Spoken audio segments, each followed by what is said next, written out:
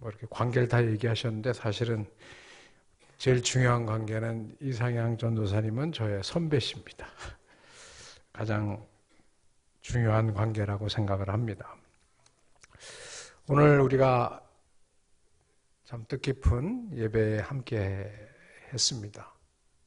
지금 여러분들에게 가장 큰 관심, 기도 제목은 무엇입니까? 라고 누가 묻는다면 무엇이라 답을 해 주시겠습니까? 세상 사람들에게는 관심이고 우리들에게는 기도 제목입니다. 저한테 누가 그런 질문을 한다면 저는 우리나라가 어떻게 될까? 앞으로 우리나라가 이렇게 가면 10년, 20년, 30년 가면 우리나라는 어떻게 될까? 하는 것이 참 궁금하기도 하고 또 걱정되기도 하고 그래서 가장 큰 우선적인 기도 제목 중에 하나입니다.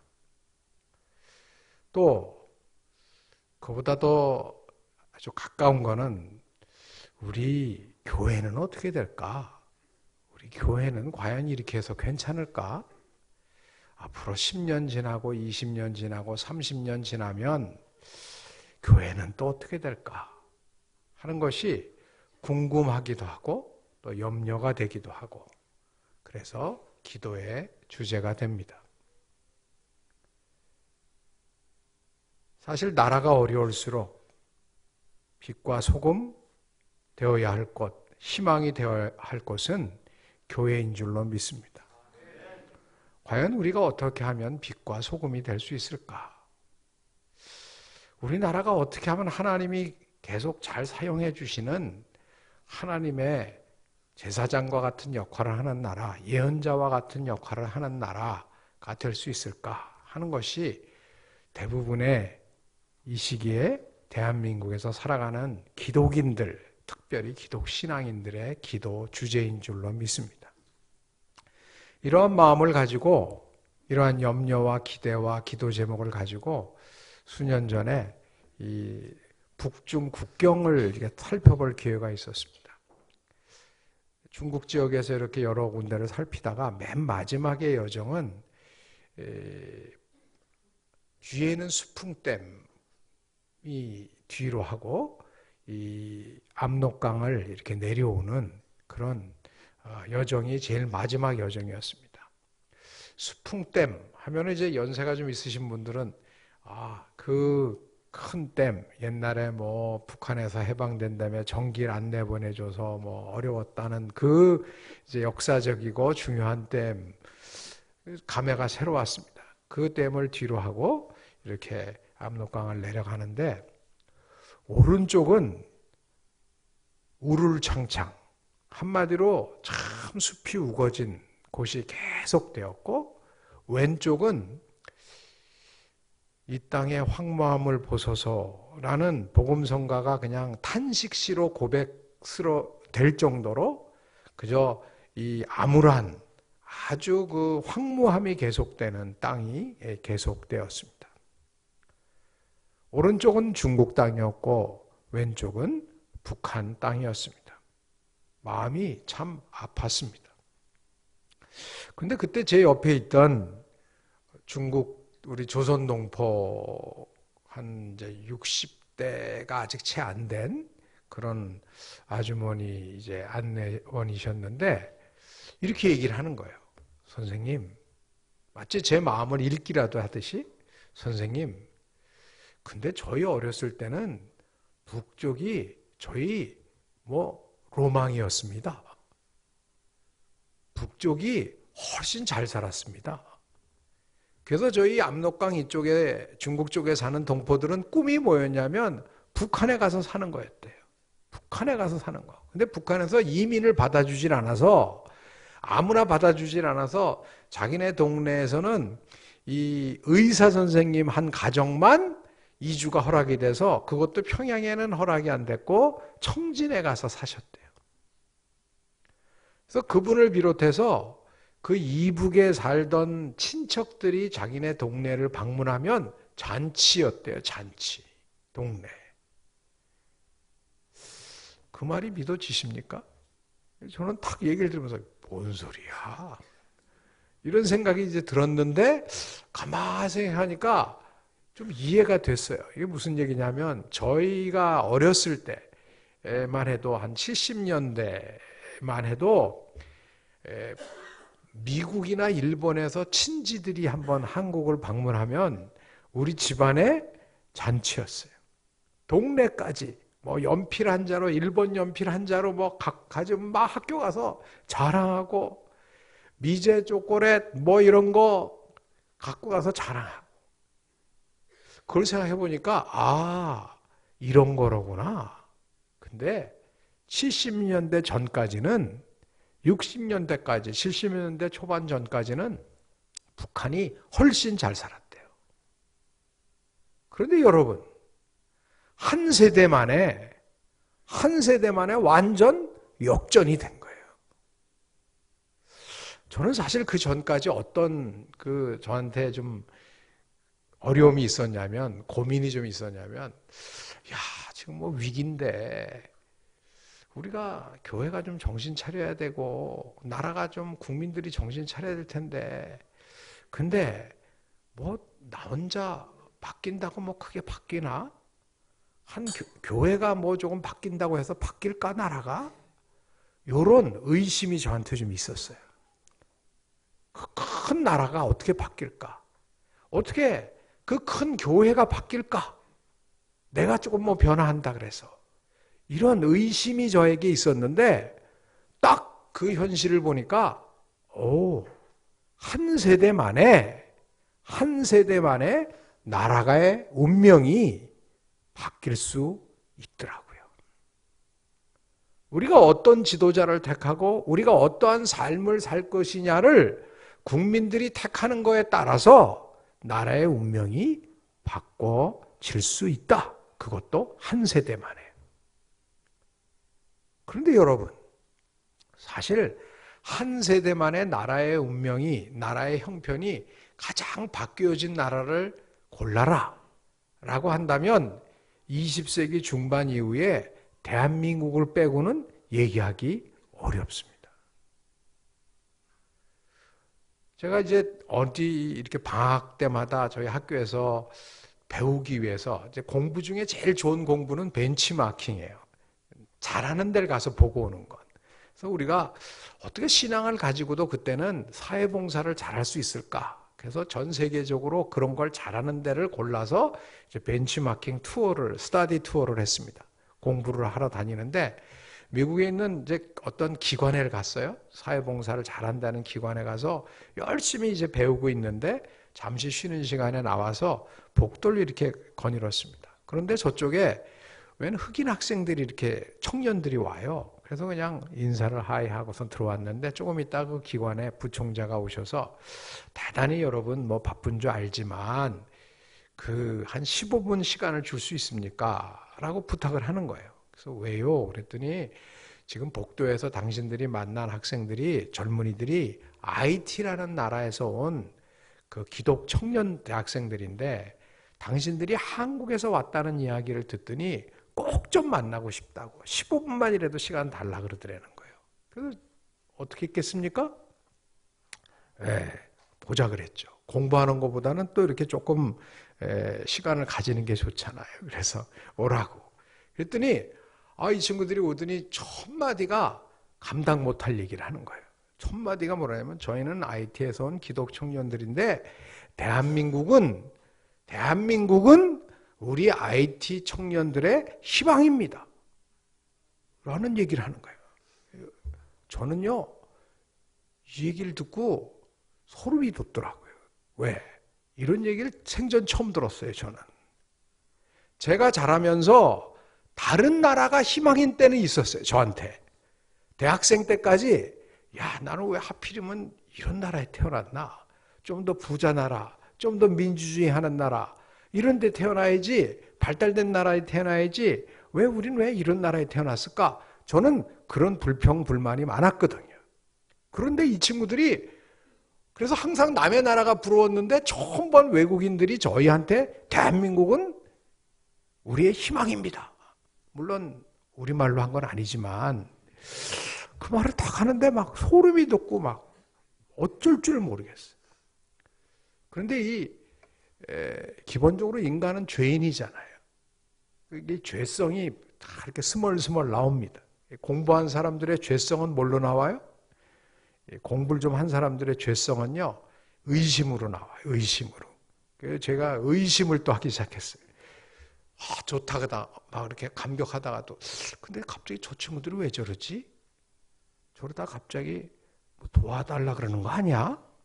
이런 생각이 드니까 제가 걱정이 됐어요. 왜냐하면 제가 지도 교수인데 제가 이렇게 같이 갔는데 거기 목사님들 여러 분 가셨는데 또 뭐 도와달라면 그분들한테 부담이 되니까 이런 생각을 제가 했어요. 그런데 이야기를 들어보니까 제가 참 부끄러웠습니다. 그 당시 IT에 몇 년 전에, 곧 제가 만났을 때 그 전에 2010년도쯤에 IT에 대지진이 났어요. 대지진이 나서 그냥 다 폐허가 됐어요.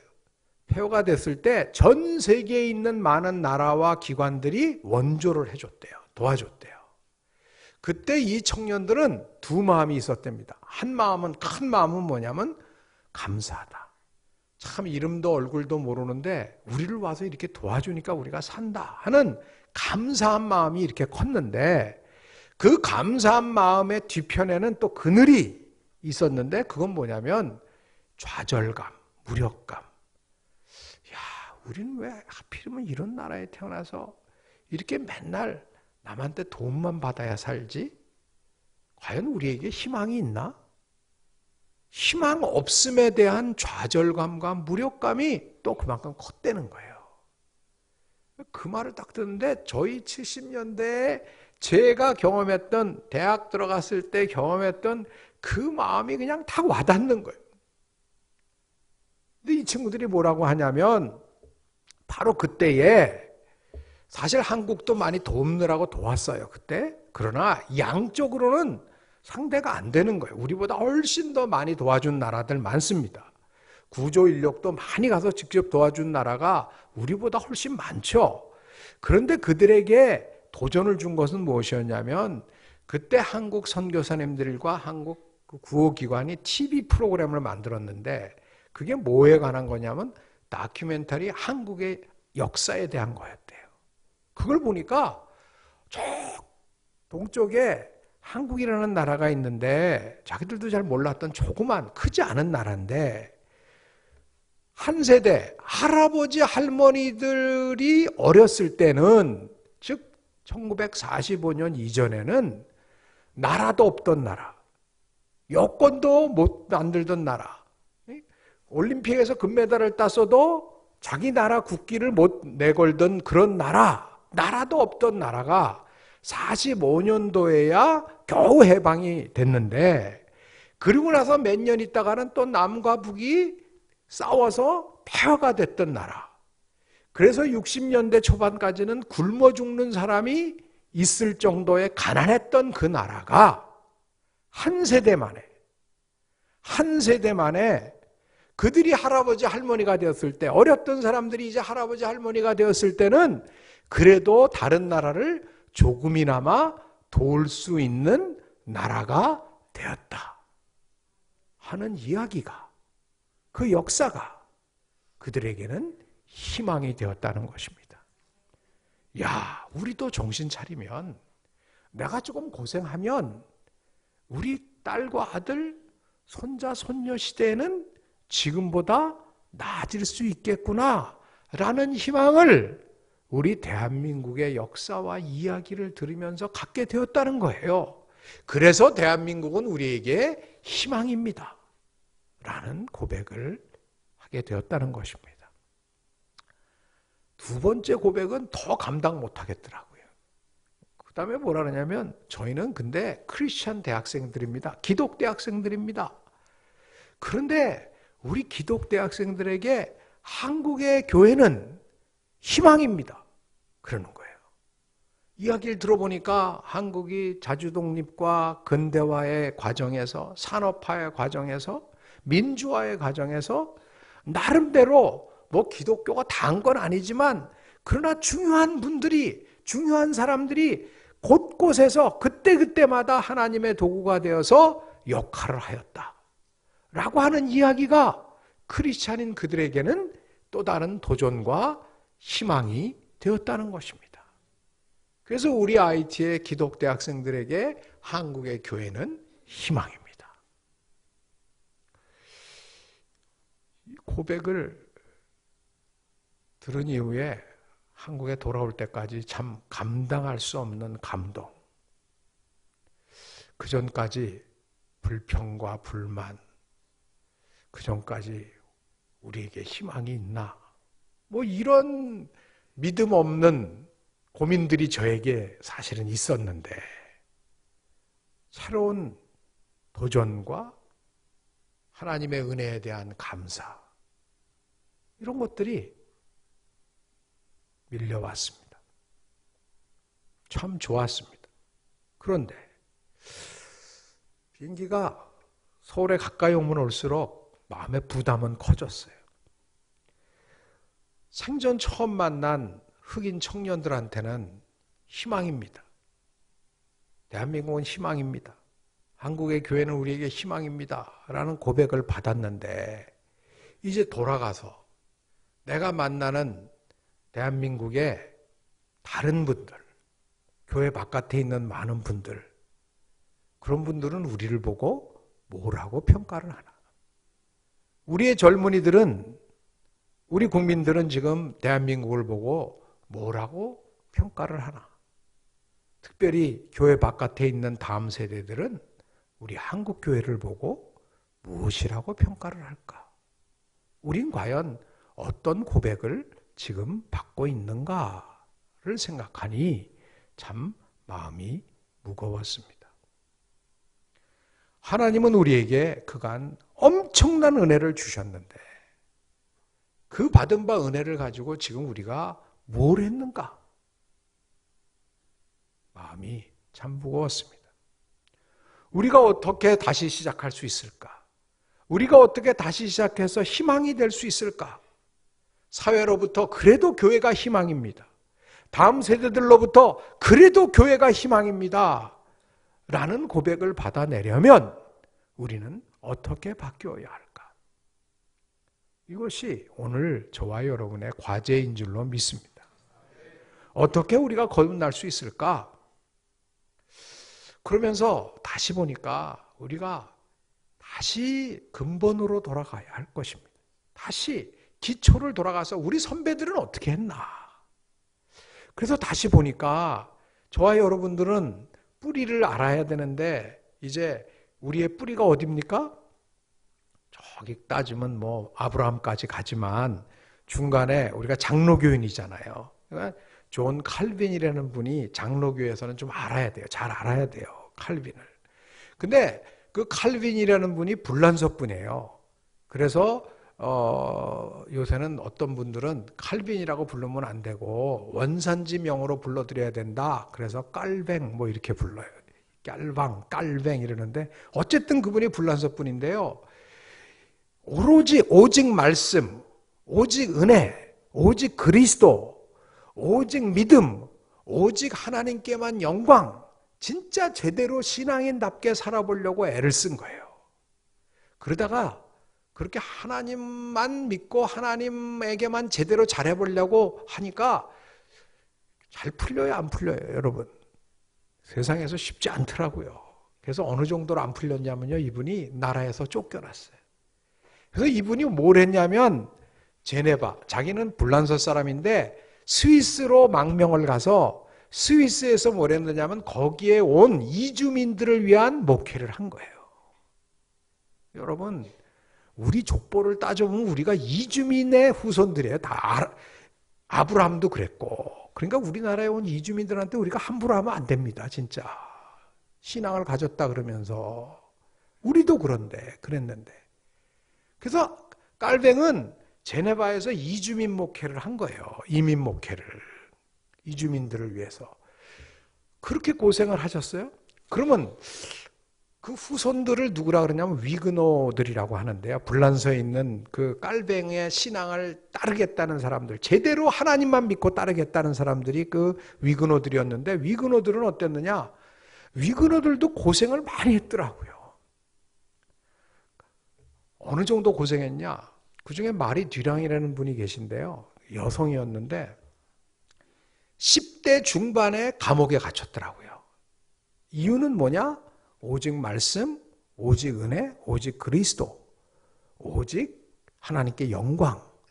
이런 그냥 그 당시에 부패했던 가톨릭, 그리고 그 부패했던 정치 세력, 이 두 개가 합작이 됐는데 우리는 하나님만 제대로 믿어보겠다라는 신앙을 강조하다가 박해를 받은 거예요. 그래서 감옥에 갔는데 몇 년을 감옥에 있었냐면 10대 중반에 들어갔는데 38년을 감옥에 있었더라고요. 그래서 50대 중반이 되어서야, 여인이 되어서야 겨우 감옥에서 나올 수 있었어요. 38년 이후에. 이유는 제대로 된 신앙인이 되보겠다는 것. 그래서 그분이 남긴 유산이 있더라고요. 그거 한번 보여주시겠어요? 그분이 계속해서 그 감옥에서 갇혀 있을 때 사람들이 야, 적당히 믿어, 적당히 믿어, 그냥 대강대강 믿어도 돼, 이렇게 유혹을 한 거예요. 그때마다 이 마리 듀랑이 그럴 수 없다고 계속해서 저항을 했어요. 그리고 버텼어요. 몇 년을? 38년을. 그런 거 보면 아유, 우리는 뭐 신앙인다운 신앙인. 여러분, 교회다운 교회가 된다는 게 뭡니까?